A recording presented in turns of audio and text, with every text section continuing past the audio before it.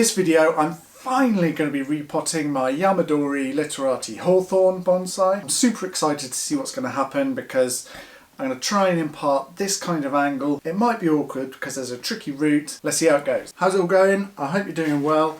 As you can probably tell by the state of my work surface, I am elbow deep in repotting season.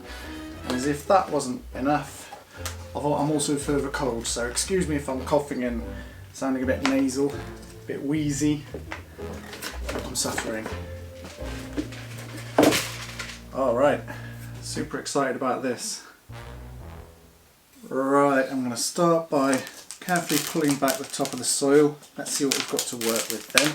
Oh yeah, we've got some nice adventitious roots there. Lovely. Be careful around those. Lovely, lovely. I like what I'm seeing. Here's that thick root, look. This root actually might come in handy. Got something in mind for it.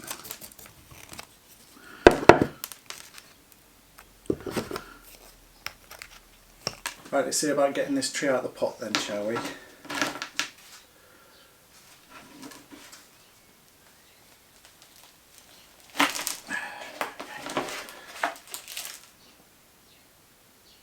There we go.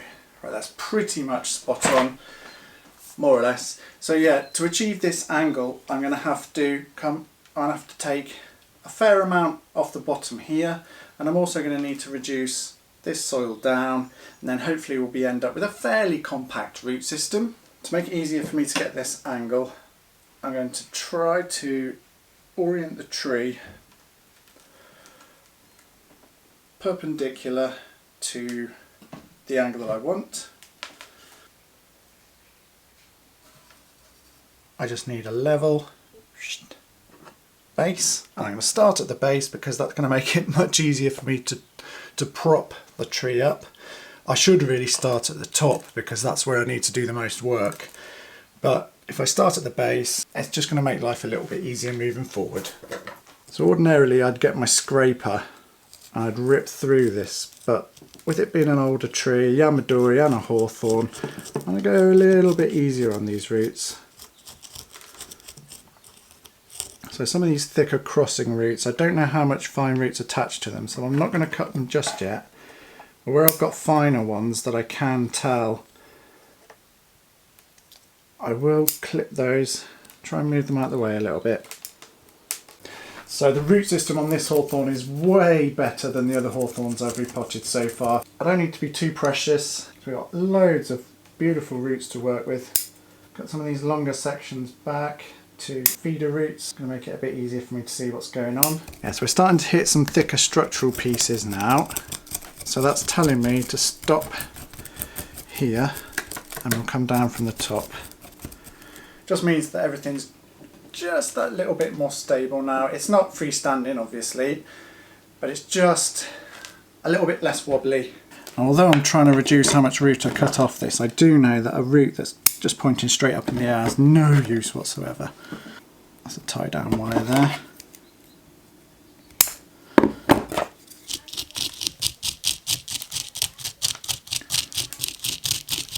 I do need to work the sides a bit so that I can continue down from the top.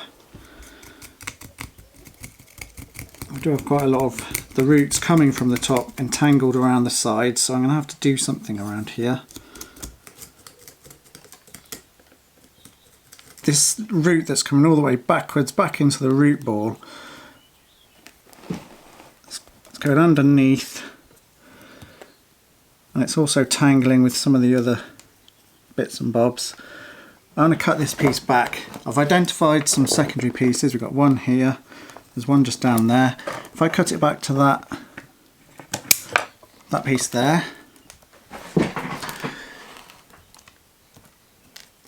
and I'll just cut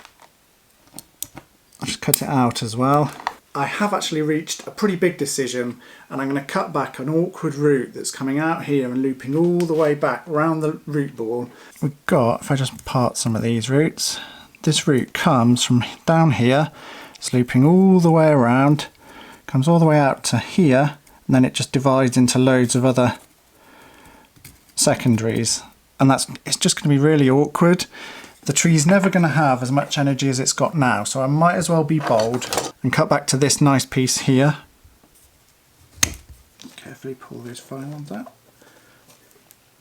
Oh, there we go. Yep, there it is.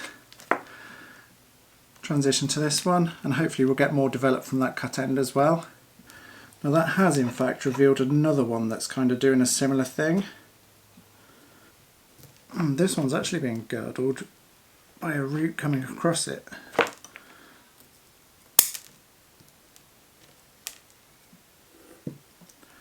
There we go.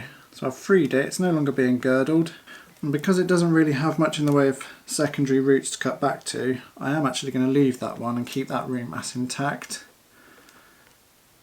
Yeah, I don't want to cut that one back. So this fine piece can actually come off. There's some really nice structural bits underneath. Same with these, don't need those.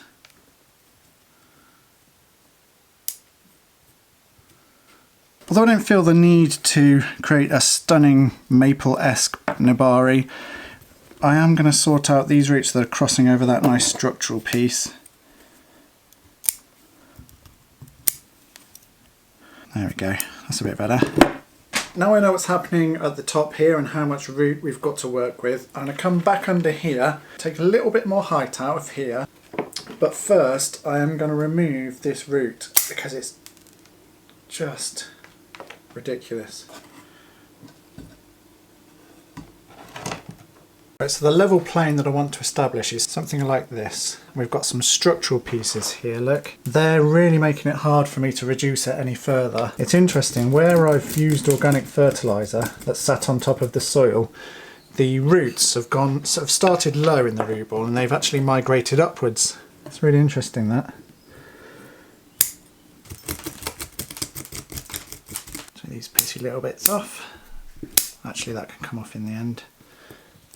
Oh, there we go, free that bit out. I can take some more off that bit now.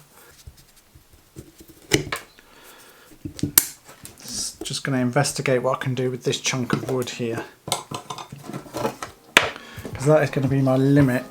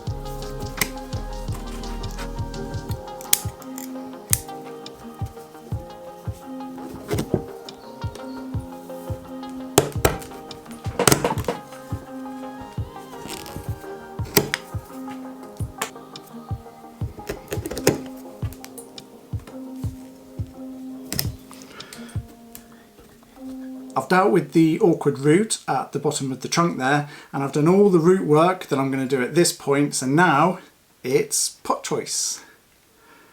This is the fun bit. So we've got a Gavin Holden round, lovely glaze on that one, and Ian Bailey pot from Scotland. Okay, let's try Ian Bailey first.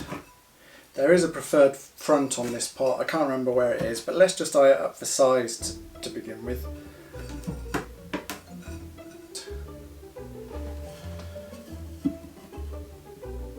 Just about there. That's that one for size and colour. I have to say that's looking pretty strong. Okay, whoops. And then again, there is a front on this pot as well, but just for the sake of seeing how it looks.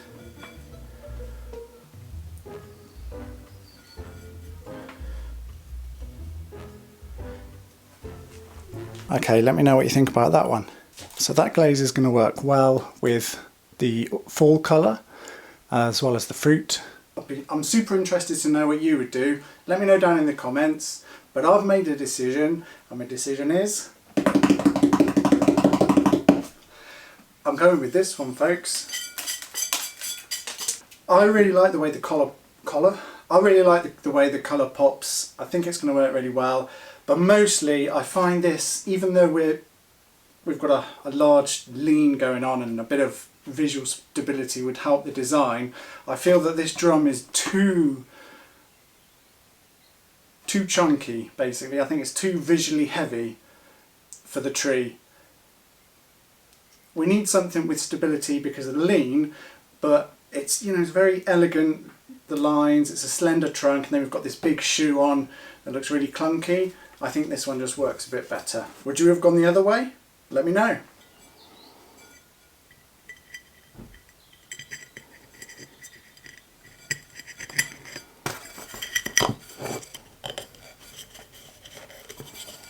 Just need to find the front of the pot. I like having this foot forward, and then you get some of these around the side visible. I think that's going to work quite well, and we've got some nice value in the glaze there as well. For security, because I've got nothing structurally on this side, I'm going to put a screw into the trunk well below the soil line that I can tie off to the right place.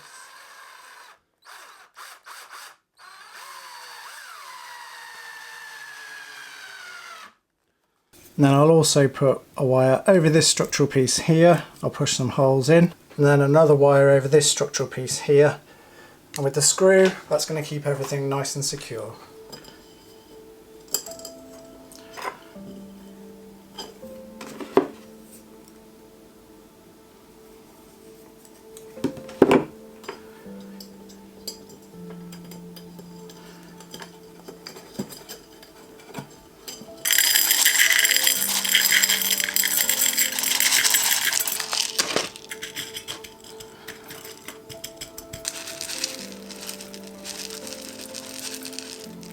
So tying this one in is going to be a little bit awkward, simply because of how I'm going to tie off to this root here. So I've made some holes either side of the structural root. Now I'm going to attempt to get my tie down wire up through the hole. Use my chopstick as a guide.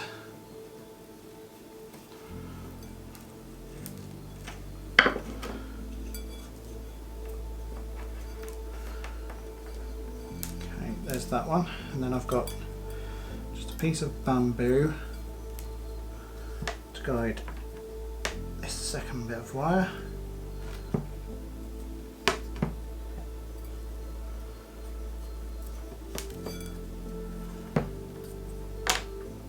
Okay, and I'm just going to very loosely, being careful not to trap any of these nice roots, of course, very carefully, whoops, rudimentary twist on there just to reduce the chance of it coming off.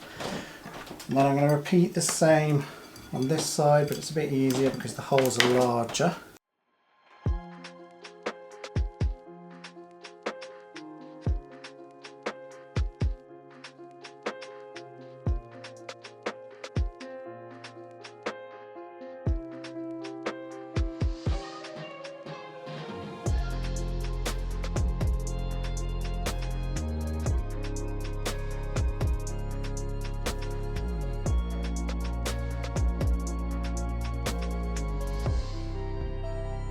Okay, the tree is now supporting itself.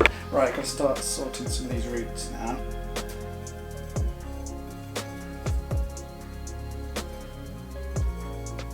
Spray some of these fine roots while I remember, just stop them from drying. I'm just going to post as much root down here as I can. I'm not too worried about the thicker secondary roots or the primaries, it's more the feeder roots, the tertiary roots.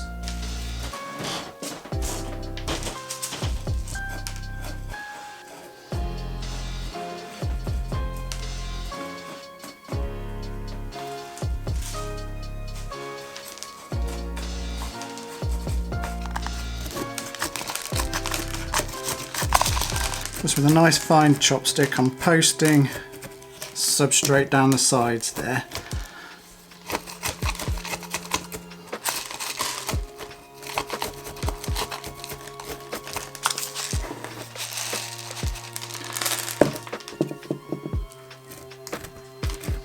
And then with a lot of these flying roots, I'm going to pin them down with some wire hooks, keep them in contact with the soil that way. I'm going to use like staples almost. On Mirai they're called Bo Peep hooks.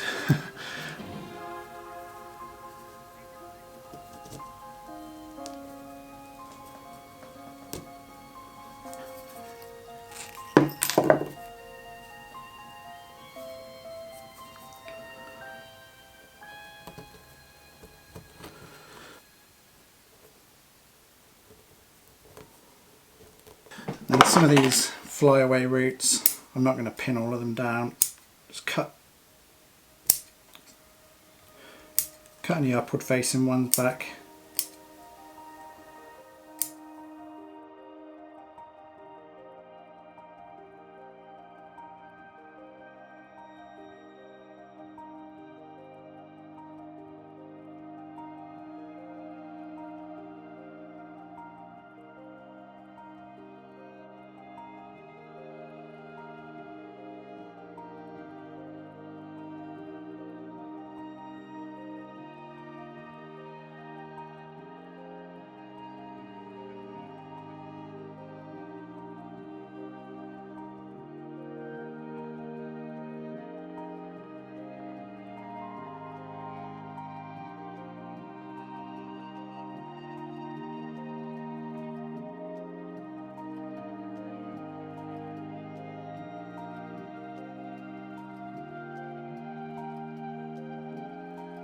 So because I've not got any long strand in at the moment, I'll go and get some tomorrow. What I'm going to do is I'm going to pack my top dressing right in nice and tight, keep it in the polytunnel where it's a bit more humid, and tomorrow when I've got my long strand sphagnum in, I will come in and I'll protect these roots much better than what I've done here. The long strands will just stay in place much better, especially when I start watering. Alright, give it a spray. It doesn't wash off quite so readily when I water it in.